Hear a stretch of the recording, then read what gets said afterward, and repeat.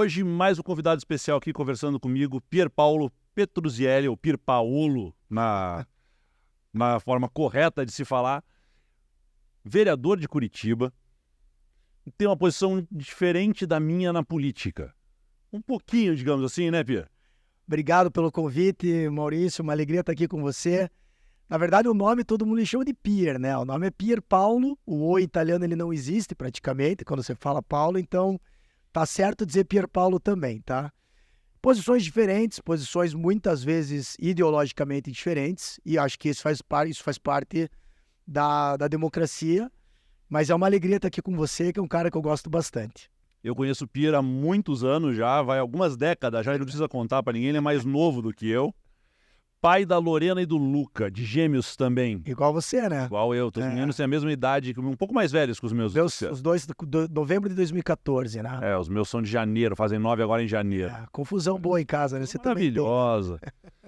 Pier, você atua muito numa bandeira tua, que foge de qualquer ideologia, e eu acho que às vezes a gente pode começar por aí, e depois a gente põe uma pimenta aqui, é autismo e deficiência, acessibilidade, inclusão, reconhecimento. Por quê? Bom, na verdade tudo começa, você me conhece bastante tempo. Eu sofri um acidente em 2006, acabei perdendo meu braço esquerdo, mas curiosamente a defesa da pessoa com deficiência ela vem muito depois, né? Porque eu perco o braço em 2006, num acidente de carro, onde eu lembro muito bem, inclusive, que a campanha do Requião parou naquela época, recebi 600 e poucas visitas no hospital, foi um momento triste, mas muito legal, porque me senti acolhido, né? Mas eu me elejo só em 2012. E quando eu cheguei na Câmara, eu confesso que eu cheguei meio perdido, porque a primeira vez você se candidata, aquela coisa toda, você quer ser vereador por quê? Quero ser vereador para cuidar da cidade, adotar um tema, e no primeiro ano eu fiquei meio fora de esquadro, vamos dizer assim. E aí o Itamar Neves, que era chefe de gabinete do Gustavo Fruit na época, era um cara que eu gostava bastante, o Gustavo ganhou aquela eleição, né? Uhum. Chegou para mim e falou, cara, você tinha que ter uma bandeira, né? Não se faz política mais sem bandeira. Eu falei, mas qual que é a minha? Ele falou, cara, a causa tá dentro de você. Daí eu fiquei pensando, pois é, lute por direito das pessoas com deficiência, é um tema bacana, não é um tema de direita, não é um tema de esquerda, não é um tema de centro, é um tema humano, humanitário, e vai colar. E aí entrei nessa, acabei fazendo várias leis na área do autismo, das pessoas com deficiência, e meio que, ao natural, eu acho que isso é bacana, emplacou. Como não foi uma coisa forçada, planejada, não é que eu falei, vou defender porque vai ter voto, muito pelo contrário, né? A área da deficiência, ela não te traz uma gama de voto, até porque é um tema muito complexo. E polêmico. Para quem não sabe, é difícil trabalhar com autismo, porque tem um entendimento de cá, um entendimento de lá, você não vai agradar todo mundo. Exatamente. E também a deficiência, como um todo, as pessoas não têm um conhecimento do que é. Ainda tem esse sentimento de coitadismo, né? Puta, coitado do cara, ali não tem um braço, o outro é deficiente visual, coitadinho. E no final a gente tentou tirar isso, né? Em vez de falar de coitadinho, é mostrar que esse cara também pode trabalhar, ter uma vida plena, esse cara pode ter família, deve ter família, ele pode estudar, ele pode estar no mercado de trabalho, ele pode ter sucesso dentro das suas limitações, né? Costumo dizer que todos nós somos iguais dentro das nossas diferenças. Então eu acho que a partir disso, várias políticas públicas que a gente conseguiu implementar na cidade deram resultado, né? E outras ainda caminham a passos ainda um pouco mais devagar. Você é formado em Direito e foi fazer Direito Administrativo. Uma especialização, não é isso? Eu formei Direito, daí tirei a OAB um ano e pouco depois, né? Isso. Eu trabalhava na Coapar na época, fui fazer o curso jurídico ali para tirar a OAB, passei na OAB e fui candidato a vereador em 2012. Mas eu me formei em 2007, quer dizer, demorei um pouquinho para fazer a OAB. E daí fiz uma pós em Direito Administrativo e Gestão Pública, né? O que me deu abriu um pouco mais a cabeça ainda nessa coisa de terceirização, um pouco mais dessa coisa da licitação, dos processos licitatórios, da administração pública, que são temas que eu sempre gostei bastante de discutir, né? Então eu acabei fazendo na Positivo ali, foram 2 anos de curso, então eu tenho a pós que é um curso só, né? É Direito Administrativo, a pós em Direito Administrativo e Gestão Pública. Te ajuda? Muito. Te ajudou no mandato, te ajudou como líder? Ela me ajudou mais na CCJ, quando eu fui presidente, me ajudou muito ali. Me ajudou muito para entender os processos internos da prefeitura, por exemplo, por que aquela licitação não deu certo, né? Por que está demorando? Todos esses processos, assim, de você sentar, às vezes, com a Procuradoria-Geral e debater um tema, falar, não, mas isso aqui está acontecendo porque a lei não permite e tal. Eu acho que te dá uma visão ampla da situação. Claro que no Legislativo, tudo que for relacionado a essa parte do direito, principalmente dessa área de constitucional, administrativa, ela funciona, ela te ajuda. Mas eu acho que me ajudaria muito mais se eu tivesse no executivo, né? Entrevistei algumas pessoas, já entrevistei outros vereadores, teve aqui o Dalton, teve aqui a Maria Letícia, já entrevistei vários deputados. A ideia geral, pelo menos é uma coisa que eu sinto, é a frustração de estar num parlamento, de estar no legislativo e das coisas não acontecerem com a velocidade necessária. Você sente isso lá na Câmara também? Total, lógico. Eu acho que você sente na Assembleia, os vereadores sentem na Câmara. O que eu gosto do Legislativo, por exemplo? De defender a pauta. Porque no Legislativo a pauta nasce. Então você usa o microfone, você se manifesta, você tem uma identidade com não só o eleitor, mas com as pessoas que vão ter identidade com o cidadão, né? Se eu estiver falando de autismo, muito possivelmente uma mãe que tem um filho dentro do espectro do autismo vai se identificar, como já aconteceu, né? Agora é lógico, um projeto de lei, quando você vai fazer, você sabe tanto quanto eu, até melhor do que eu, passa por comissão, pede em vista, arquiva, volta. Passa pela vontade política do executivo. Do executivo também, né? Depende se o prefeito vai sancionar. Eu toda vez que tento fazer um projeto, porque eu gosto assim, são duas linhas. Ou eu faço um projeto para levantar o assunto, e é legítimo também, mesmo sabendo que ele não vai ter uma aprovação, ou eu realmente quero que aquele projeto, para levantar discussão, ou eu quero que aquele projeto, na prática, ele realize. E aí eu acho que a conversa com o executivo antes ajuda, né? Não adianta eu também fazer um projeto, ficar me desgastando, bota a equipe para estudar, chama o povo para perto, monta a equipe, traz lê uma situação, daqui a pouco, tem um vício de constitucionalidade. O prefeito não quer, ou não dá, não vamos implementar. Isso foi muito legal, Maurício, porque eu aprovei a lei do diagnóstico precoce do autismo, se eu não me engano, ainda era o Gustavo Fruito prefeito. E aí demorou um pouquinho para a gestão do Rafael implementar, mas implementaram. Então nós temos o diagnóstico nas 111 unidades de saúde hoje de Curitiba. Então é uma lei que eu me senti no executivo, porque é uma lei que hoje está nas 111 unidades, tem o diagnóstico precoce, a mãe sente, o filho tá lá, vai ser tratado, vai ter a intervenção, melhor dizendo, mas essa lei que o Pierre fez, ela hoje existe. Não é uma lei que tá parada. Não é um nome de rua. Não é um nome de rua, entendeu? Exatamente. Não é um nome de rua, não é uma homenagem, é a minha melhor lei, entendeu? A lei do diagnóstico precoce do autismo que foi copiada, Maurício. Olha... Foi a primeira lei municipal, se não me engano, não foi? Foi a primeira lei, são duas leis legais. Que assim, a semana do diagnóstico precoce, porque ela não era falada no Paraná. Aliás, eu quero fazer aqui um destaque ao Péricles, o deputado Péricles do PT, lembra? Sim, você acha que atuou com ele? Colega. Eu acho que a primeira lei do estado do Paraná é do Péricles, quando falando de autismo, que eu não lembro bem qual era. Depois vem a minha do diagnóstico precoce em Curitiba, que teve uma eficácia, assim, sensacional. Porque hoje, teu filho, se for para uma unidade de saúde, na triagem, tem lá as perguntinhas, sim ou não, que vai ser encaminhada para o neuro, ele vai ter a intervenção, nós temos uma fila, não vamos aqui esconder de ninguém, mas é uma lei que realmente fez a diferença na vida das pessoas. Já que você botou fila, como é que está, na opinião do vereador, a saúde de Curitiba? Maurício, assim... A gente sabe que pode melhorar. Não, tudo pode melhorar. Tudo pode melhorar. Eu gosto desse tema de saúde, como eu disse, a minha pós, inclusive, teve vários temas que eu tratei e falei de saúde. Curitiba, primeiro, comparado aos outros municípios, ela está muito à frente. Ponto. É difícil alguém morrer. É difícil alguém morrer por falta de atendimento em Curitiba. Essa é uma grande verdade. Temos algumas filas? Temos. Dá para melhorar o sistema de saúde, dá para melhorar ali a UPA, a Unidade de Pronto Atendimento, para ter, vamos dizer, menos tempo de espera? Dá. Mas não dá para dizer que a saúde de Curitiba é ruim. Eu acho que os profissionais de saúde, os servidores da saúde são muito engajados, são muito dedicados.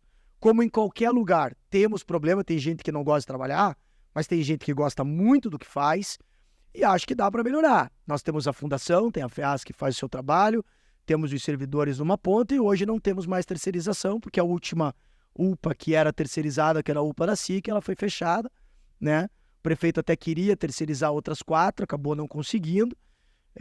Outras 3, né? Porque a SIC tinha sido terceirizada, e era o modelo que estava dando certo. Inclusive reconhecido pela Márcia, tua colega deputada, se perguntar para a Márcia, ela sempre fala disso, e a Bia também, a nossa secretária de saúde. Mas eles têm uma boa dinâmica. Eu acho que eles têm o controle da saúde de Curitiba. Eu discordo na parte da terceirização, porque eu acho que custa mais caro para o Estado. Alguém ganha dinheiro em cima da saúde, eu acho que saúde não dá para ganhar dinheiro, porque a gente vai estar pagando o lucro de uma empresa e outras coisas. Mas eu vejo, não em Curitiba, mas eu vejo em todo lugar. A saúde ela tem um gargalo, que é o conhecimento das pessoas. A saúde, em teoria, você vai primeiro para o posto de saúde, num caso mais grave, por uma UPA, Isso. E depois casos de média e alta complexidade para o hospital. As pessoas pulam o posto de saúde. Ninguém vai. E a prefeitura de Curitiba, a prefeitura de São Paulo, a prefeitura de Recife, ninguém faz uma propaganda, uma campanha de informação para levar as pessoas essa informação. Olha, isto é aqui, aquilo é lá, aquele terceiro é no outro. Porque senão chega todo mundo na UPA e o cara que chega estrupiado não é atendido. É verdade. É verdade. Por que você acha que a gente não tem essa cultura de campanha de informação na saúde? Eu acho, primeiro, assim, isso também tem, logicamente, tem que ter um conhecimento do, vamos dizer, o cidadão, ou a prefeitura, né, os órgãos públicos têm que fazer esse controle, essa informação, mas o povo também, quando ele tá ali com uma dor de cabeça, ele vai no mais perto. Uhum. Quando ele tá com gripe, ele vai no mais perto. Ah, ele nem sabe. As pessoas, e vou te falar, do cara mais humilde ao cara menos humilde, o cara que tem mais dinheiro e menos dinheiro. Pergunte para um amigo teu se ele sabe a diferença entre uma UPA e uma UBS. Não sabe. Não sabe. Então, assim, não sabe, né? O que é uma unidade básica, o que é uma UPA? Então, as pessoas não sabem que ali tem uma alta complexidade, ali tem uma, como se disse, o cara tá quase morrendo, tá tendo um AVC, que não vai ser na unidade básica que ele vai. Agora, se ele espirrou e tá com gripe, é na UBS que ele vai buscar o remédio e tal. Então a gente faz campanha do lixo que não é lixo. Isso. A família Folha está na televisão. Mas a gente não fala de saúde. Não fala de saúde. O governo do estado está pecando e nós estamos tendo dengue de volta no Paraná. Porque a gente não comprou o fumacê, não comprou o insumo. E há quanto tempo você não vê na televisão, e eu não vejo, uma propaganda de conscientização sobre o mosquito da dengue? A gente teve uma epidemia novamente de dengue. Sim. Onde é que nós estamos errando? Você trabalhando com administração pública, isso é nós políticos, não estou botando aqui o Rafael. Sim. Quando foi que nós deixamos de fazer a política institucional e passamos a fazer só propaganda? Parece que a gente virou para o marketing e deixou o institucional de lado. Você diz o institucional da própria de educação, de trânsito, de prevenção, de trânsito. Parece que de repente só funciona, para brincar com Curitiba, o post da capivara. Entendi. Para ficar uma coisa mais divertida. Uma coisa mais divertida. Assim. Eu não sei te responder assim, o motivo por que isso aconteceu e quando isso aconteceu, né? Eu lembro que tiveram várias campanhas de trânsito, eu fui vítima de acidente de trânsito, né? Tem essa discussão aí dos radares e tal, tem a discussão de muitas multas, enfim. Eu sou um defensor de que tem que andar porque eu já sofri na pele, né? Quem sofre na pele é um pouco diferente. Eu acho que passa também, primeiro, pelo executivo de quem está mandando e pelos secretários de comunicação que deveriam ter essa visão mais ampla, dizer, vamos informar para não ter... Será que é a reeleição que bagunçou isso? Os caras Mas acho que preocupados em ficar bonito na foto do que fazer. Mas eu acho que quando não tinha... Mas veja, isso, eu sei lá, eu tô na política, trabalhei, você me conhece, trabalhei na Assembleia, tempo e tal, vão dar aí o que vou fazer 12 anos de mandato no que vem, mas 22 anos, vamos dizer assim, que eu respiro um pouco o ambiente político direto. Eu não lembro aonde isso mudou, né? Mas a jogada que mudou isso? Sinto que mudou. Da campanha do Jaime lá atrás, quando ele fazia o lixo que não é lixo, vamos informar as pessoas, né? Vamos mostrar o que é o... Porque agora ficou assim, programa tal, vamos mostrar o que nós estamos fazendo, mas não vamos mostrar o que é preventivo, né? Eu acho que isso você tem razão. Ficou muito mais... E não é o lado A ou o lado B, acho que é meio geral. É geral. É meio geral, entendeu? Eu até fiz uma com a Cíntia, por exemplo, da prefeitura, tava tendo a polêmica do IPTU, que no final das contas, a gente ouviu menos reclamação do que achava que eu vi, né? Porque teve aquela reeducação da planta genérica e tal. Eu tava descadastrado do 156. Ah, senão você ia dar uma cutucada. Deus do céu. Mas, por exemplo, a Cíntia da comunicação da prefeitura, que é uma baita secretária, eu falei para ela, será que a gente não me informa aonde está indo o IPTU para as pessoas, né? Porque assim, mas não é preventivo, entendeu? É informativo, né? A gente não tem mais campanha de informação preventiva, de saúde, disso. Não. Aliás, por exemplo, outro dado... Mas informar para onde vai o IPTU seria interessante, porque ninguém tem ideia. Por exemplo, eu fiz um videozinho ontem até com a minha equipe, a gente foi lá, eu não sou muito vereador do asfalto, assim, né? Não que eu não goste, não vá lutar. Todo vereador gosta de asfalto. Todo político gosta um pouco de asfalto também, né? Quando sai uma obra, todo político gosta de ver as coisas andando. Na verdade é essa. A gente gosta de agradar o povo também, não tem como esconder isso. A gente gosta que a pessoa fale, pô, aquele cara eu posso confiar. Mas ontem, por coincidência, eu fui numa rua que eu tinha pedido já há algum tempo, tal, o secretário me ligou e falou, Pira, vai sair. Era um trecho pequeno. Aí na hora que eu gravei o vídeo, eu falei, cara, eu tive o insight de dizer assim, ó, isso aqui, eles também pagam IPTU, o IPTU vai aqui, entendeu? Que eu falei, será que coloca IPTU? Vai ser polêmico e tal, mas eu falei, dane-se, coloque porque é verdade, entendeu? Então, de fato, IPTU vai lá também, entendeu? Vai na UPA, vai na, né? Aonde que vai o IPTU? Vai na manutenção urbana, na frente da tua casa, na Maria, no José. Eu acho que isso é importante saber, porque as pessoas também não sabem o que se faz com o dinheiro. E brincando com asfalto, eu brinco que vereador se preocupa em botar asfalto. Então ele vai lá, a rua do cara é chão batido. Aí o vereador vai lá e faz uma briga com o prefeito, com todo mundo, e asfalta aquela rua. No que ele asfalta aquela rua, a rua vai alagar. Porque ninguém fez o pluvial. Aí vem, quebra tudo e faz o pluvial. Daí faz o asfalto de novo. Segunda vez o asfalto. Aí a gente descobre que dá todo mundo jogando esgoto no pluvial. Aí vem, quebra tudo e faz o esgoto. Terceira vez do asfalto. Aí o cara quer calçada e quer luz. Aí vem, coloca os postes. Como não tinha programação da rua, o poste fica no centro da rua. Já viu isso, né? Aquelas programas. E nós fazemos o asfalto pela 4ª vez. Então, nós temos um problema, e isso é política, né? É uma anedota da política, que a gente faz o mesmo asfalto 4 a 5 vezes, porque o asfalto dá voto. Ninguém parou para fazer primeiro o esgoto, o pluvial, o planejamento, para depois fazer. Pra depois trazer o asfalto. Hoje, eu vou ser sincero, eu já vi muito isso acontecer. Hoje, eu não tenho visto mais, assim, nesse nível, assim, aqui na cidade. Eu já vi, por exemplo, o cara pintar 2 vezes, por exemplo, a mesma faixa, depois a prefeitura explicou por que fez o asfalto, pintou, depois passou outra camada e pintou de volta. Já tiveram situações assim, isso eu já vi.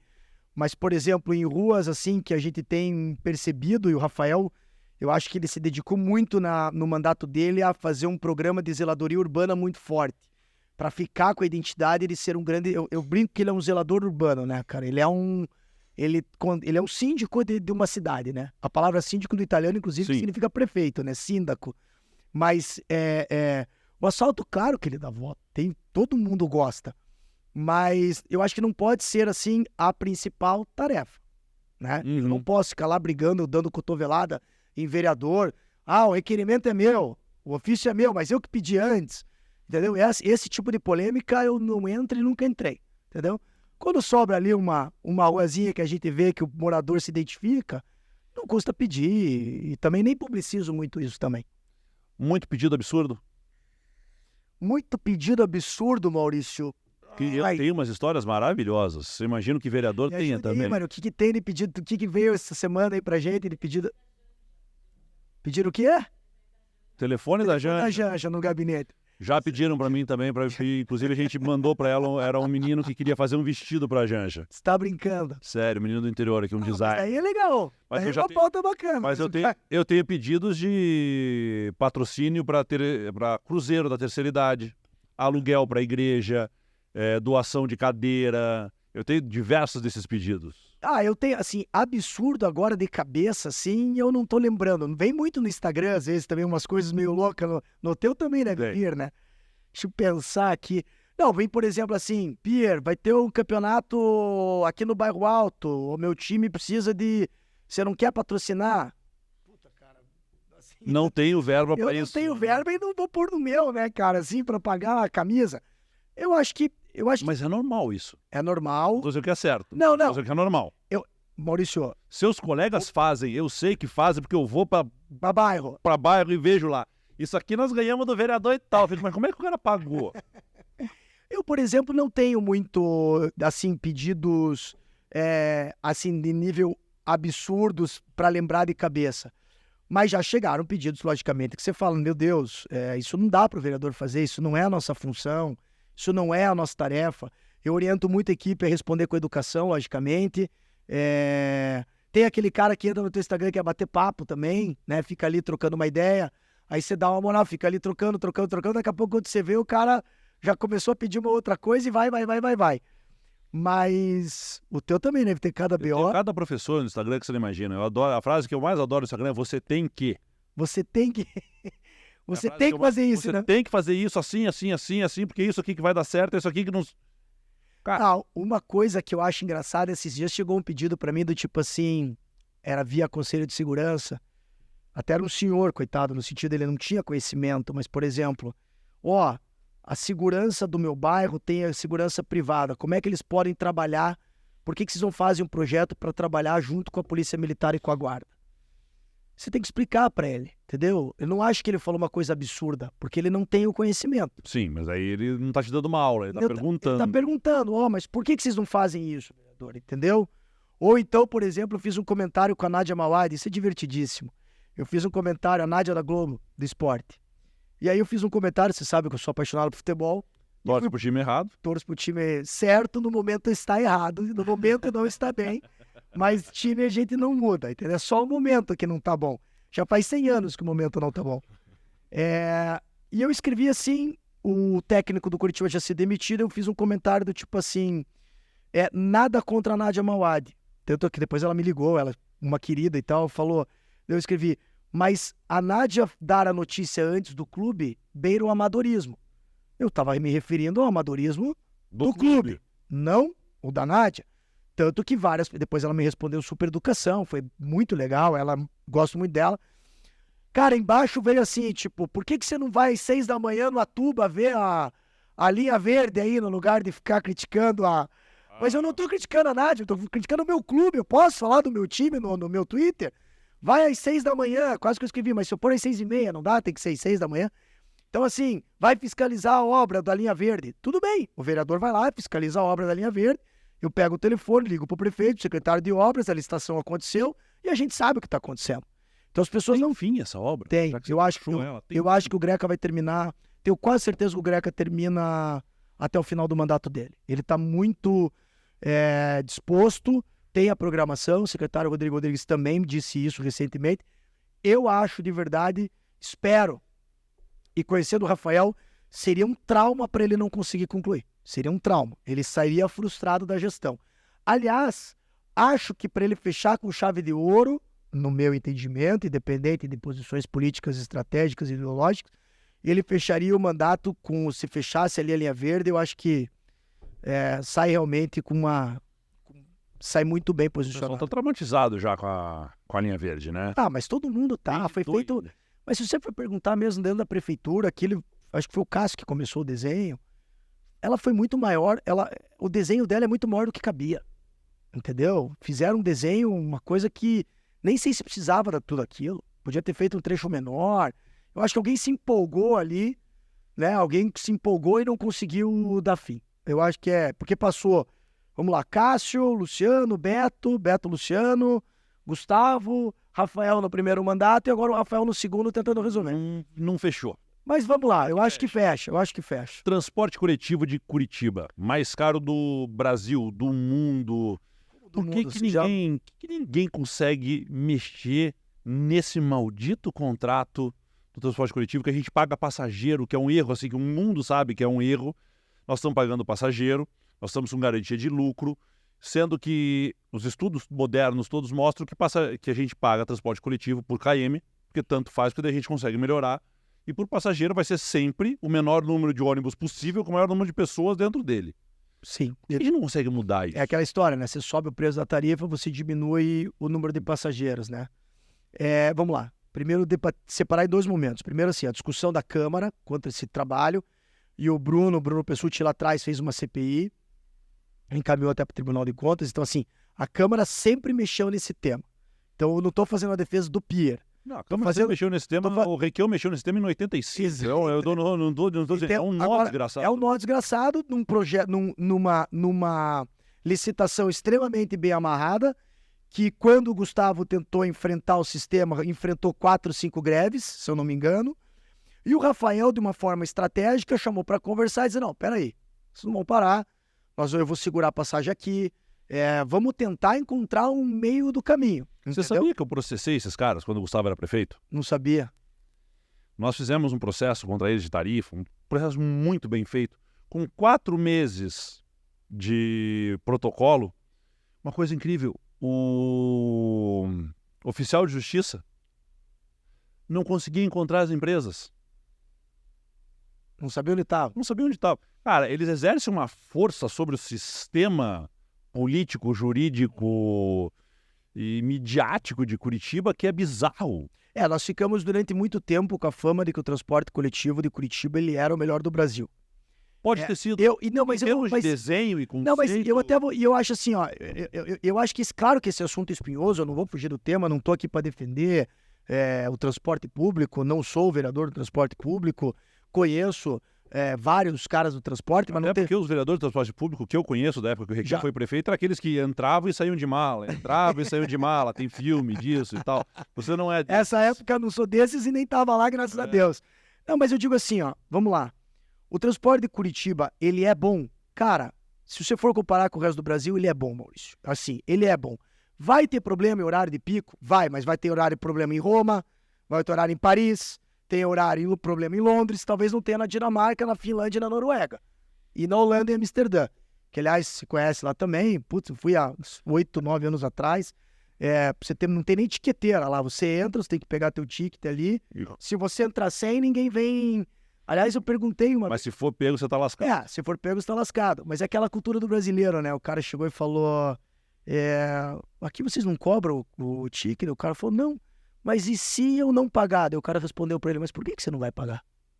Qual o motivo que você não vai pagar? Por que você tá usando, né? Cara, então, essa coisa cultural. Transporte, pra encaminhar assim pra uma... Só resolve no novo modelo, numa nova licitação, só resolve a partir de quando esse contrato se encerrar. Eu acho que também tá errado ficar falando tarifa zero. Isso não vai acontecer.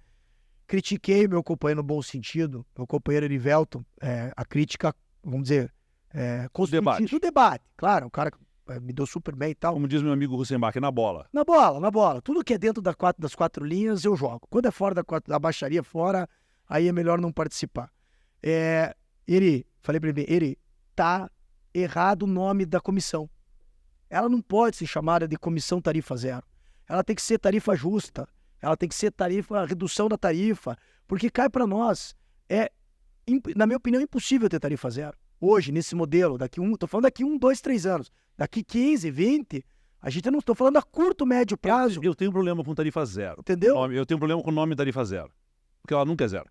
Ela nunca é zero. Alguém vai pagar o serviço, ninguém vai prestar. Se o serviço for público, a frota for pública, ele tem um custo. Alguém está subsidiando aquela tarifa. É isso. Estamos falando a mesma língua. Estamos falando a mesma língua. Tarifa zero do transporte. Pode ser transporte gratuito para a população, mas ele não tem uma tarifa zero. Não tem tarifa zero. Alguém vai pagar essa conta. Durante muito tempo, no Brasil, em Curitiba, aconteceu um erro. Muitas gratuidades. Nós ampliamos o excesso de gratuidade. Aí que eu tive o problema. Entendeu? O passageiro tem que ser por quilômetro rodado. Por quilômetro rodado você pode fazer grátis para quem você quiser. Claro. Se o cara anda tão custo é o mesmo. Exato. Com 10 pessoas ou 100 pessoas no ônibus. Esse é o grande erro. E a desvalorização da frota quando a prefeitura compra a frota, né? Isso é uma sacanagem monumental, né? O cara ganha a desvalorização da frota, mas somos nós que pagamos a frota para ele. Também tem isso. Estamos agora com os ônibus de aqueles híbridos, né? Então, acho que eram 8, começaram com 8, agora não lembro exatamente os números, mas acho que também essa questão de sustentabilidade no transporte, ela vai ser cada vez mais importante. Curitiba está muito bem nessa pauta da sustentabilidade, na inovação. Eu acho que são pautas que... inclusive eu adorei aquela fazenda solar que a gente vai funcionar 3 meses por ano. Não, a fazenda urbana... achei não, mas ela funciona bem. Não, eu tenho certeza, nos 3 meses que faz sol aqui em Curitiba vai ser uma maravilha, cara. Mas tem que ter. Eu tem adoro. Que ter. Aliás, hoje tá meio... Ontem tava sol, hoje nós já estamos de jaqueta aqui. Não dá para entender. Essa é a nossa Curitiba. Eu gosto do conceito, mas quando o conceito é marketing puro, é isso daquilo que a gente entrou, quando o conceito é marketing, me incomoda. Porque não vai ser uma solução. Eu já vi governos fazerem propagandas mais caras que os programas. Sim. Se gastou mais para dizer que fez alguma coisa do que do que foi feito. Um pouco do solar de Curitiba é isso, daquela fazenda solar. Ela não... você está falando da Cachimba. Da Cachimba. Você está falando da energia solar da Cachimba. Você estava falando da fazenda urbana do Cajuru. Eu estou falando da fazenda da Cachimba, da energia solar. Cara, é muito legal, mas a gente tem que trazer para a realidade. Né? Precisaríamos de quantas 1000 placas solares para a gente resolver um problema, diminuir... Mas você concorda que, por um lado, você tirar um lixo... Não, e é o início assim, né, Maurício? Porra, eu falei, porra... Pode falar a palavra à vontade. Também que se dane. Às vezes escapa também, mas faz parte. É melhor ser assim. Era um lixão, cara. Entendeu? Assim, era um aterro. Tinha urubu lá em cima. Então, assim, se você já... Aliás, de verdade... O problema não era urubu, o problema é que estavam deixando gente morar lá e não davam solução. Exatamente. Não davam solução. Era criminoso. Aquilo foi visitar aquilo. Meu Deus. Era corpo boiando. Era criança saindo com rato, com lixo, com corpo. Zero humanidade ali. Ali não tinha mais... Ali as pessoas não tinham dignidade nenhuma. Essa é a palavra que eu queria usar. Dignidade nenhuma. Então, assim, se começou, conseguiu tirar, resolveu o problema. Agora vamos para o outro, porque uma cidade, e você sabe disso, ela nunca está pronta, cara. Não. Nós vamos enfrentar problemas dos mais diversos. Candidato ou não, quem ganha ou quem... Qualquer prefeito que assumir daqui para frente vai ter seus problemas para enfrentar, entendeu? Aliás, até nas prefeituras pequenininhas tem vários problemas. Até porque Curitiba ainda tem orçamento, as pequenas não têm. Você é a favor de uma redução de um novo pacto federativo para que os municípios... Eu entrevistando o Maurício. Quando a gente fez o pacto federativo, quando o Brasil faz o pacto federativo, a arrecadação do Estado do governo federal, 80% imposto. 20% taxas e tarifas e outras coisas. De repente, hoje, com a população maior, nós invertemos. Nós temos 20% de imposto e 80% de taxas. Então, as prefeituras acabam sem receber dinheiro e ficam dependendo. Então, assim, refazer um pacto federativo, ou a gente chama tudo de imposto de novo, refaz, faz uma reforma tributária de verdade, porque essas brincadeiras que estão apresentando, a palhaçada, vai deixar a vida mais cara para o pequeno, vai melhorar para o muito grande, e a padaria de Curitiba vai fechar, a farmácia de Curitiba vai fechar, vai ficar só grandes redes. É isso. Né? Então, hoje faz uma reforma de verdade, ou a gente não conversa. Mas você tocou Cachimba ocupações, que é o termo politicamente correto. Em Curitiba hoje, nós temos um problema com ocupações. Não é invasão, né? No meu tempo era. Mas se eu falar invasão e você falar invasão, nós vamos levar uma chinelada dos dois lados. Então nós temos as ocupações. Algumas ocupações em terrenos que são públicos, de órgãos públicos, que estão abandonados. Algumas ocupações de especulação imobiliária e algumas outras ocupações aí que a gente não descobre de quem é o terreno. Que para mim é o maior dos absurdos, é que você tem lá 400 famílias morando num terreno e não tem dono. Né? Cada um diz que é dono daquele terreno. Eu não vou citar nomes nem para a gente não... Mas você sabe do que eu estou falando. Problema habitacional em Curitiba. Coapar hoje, que é a paranaense, não faz mais casa. Pega os nomes, entrega para a Caixa financiar para uma construtora. Antigamente, Coapar e a de Curitiba, que não existe mais... A Coab existe. Ela existe aí... Não.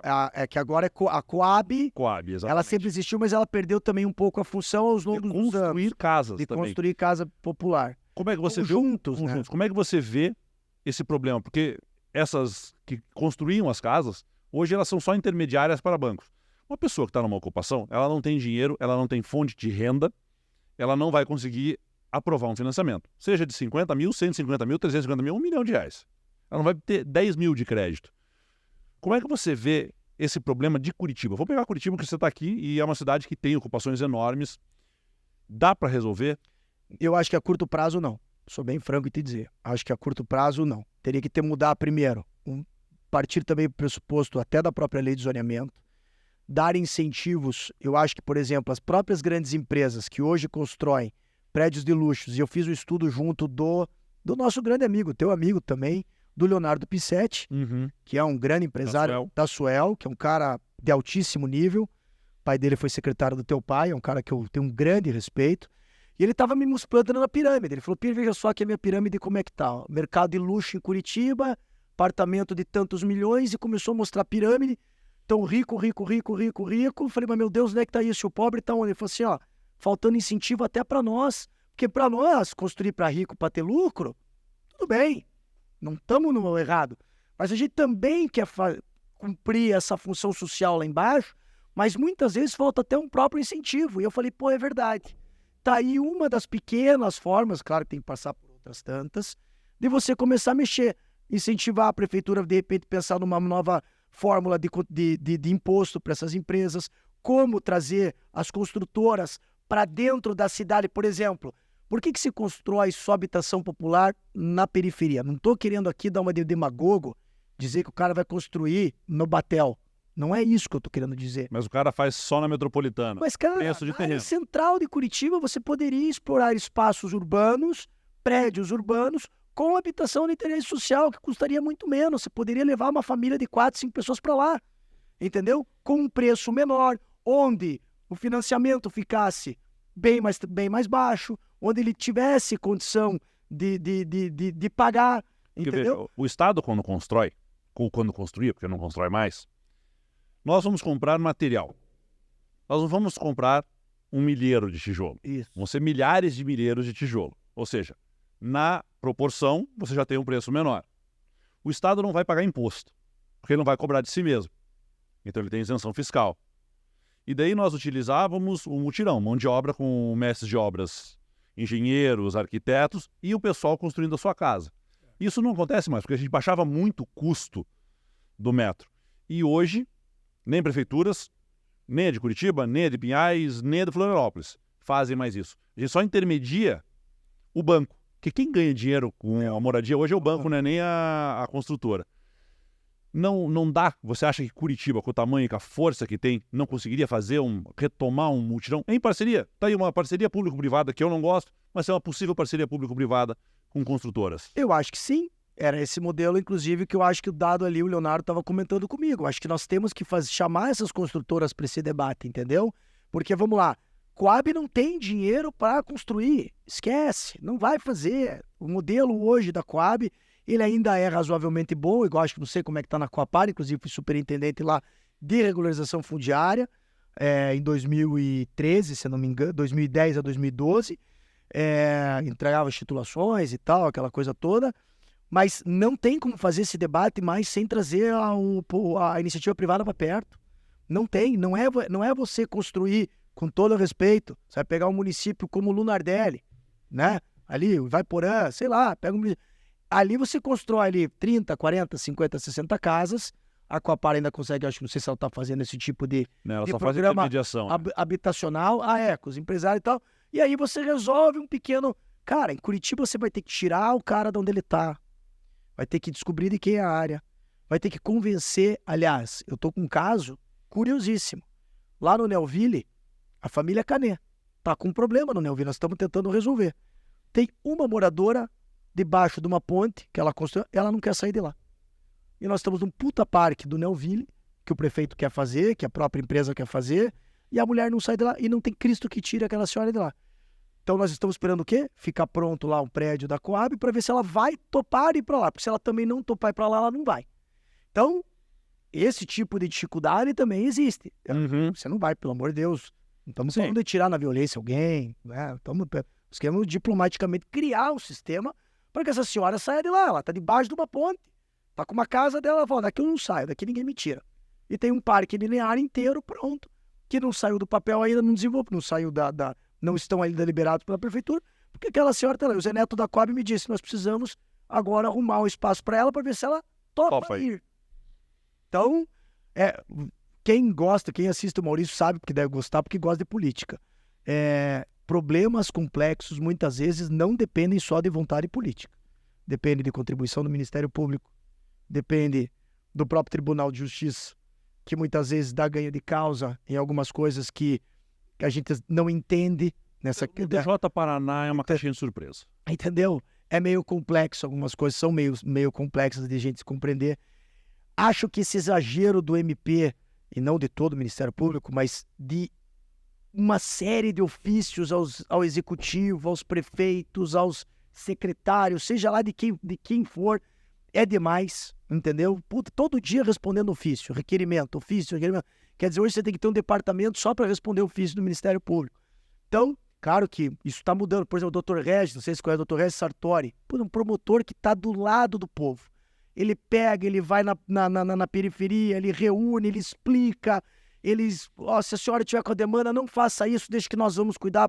Esse tipo de união entre executivo, legislativo, tribunais de contas, MP e o próprio judiciário, que é o que a gente precisava um dia caminhar no Brasil. Talvez eu seja um pouco poético aqui, romântico, mas eu ainda acredito que isso possa acontecer. Bom, estamos chegando no final aqui. Fica claro que dá para salvar sua alma desse direitismo.